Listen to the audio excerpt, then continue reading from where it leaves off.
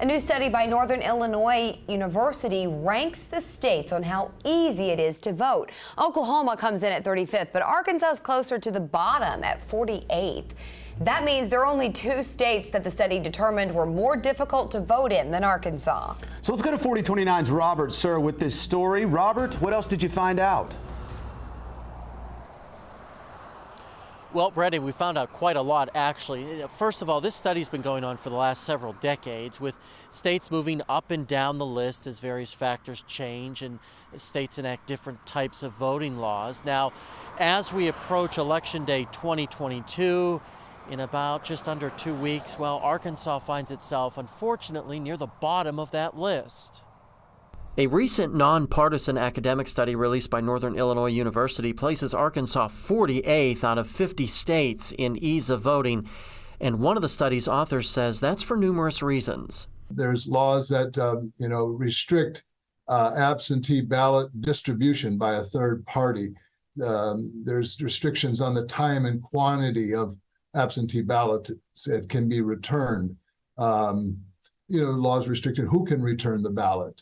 Other factors that went into the state's low rating include the fact Arkansas has no same-day voter registration, no polling place or online registration, as well as the state's overall length of time allowed for early voting.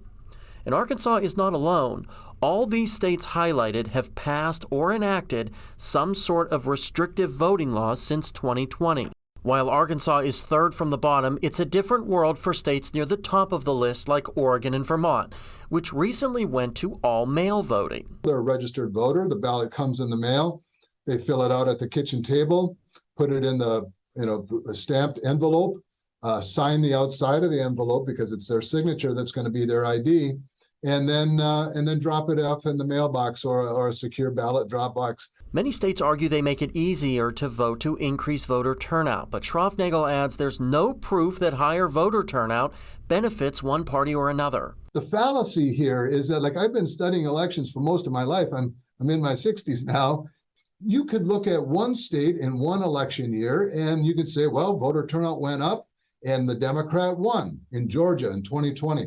Must be that increase in voter turnout helps Democrats. Go to Iowa. There was an increase in voter turnout in 2020. Republicans cleaned house. He also adds in his years studying elections, in the rare cases of fraud, they almost always split party allegiance, with fraud cases basically split among Democrats and Republicans. Yeah, guys, it really is an interesting report. We've got it up on our website, 4029tv.com. I also reached out to several people for reaction. The Secretary of State's office did get back to me. They said they hadn't read the report yet, so they didn't have a comment on it. I also reached out to the state headquarters for the Democrats and the Republicans. Neither of them got back to me in time for this live shot. In the meantime, we're live in Fayetteville.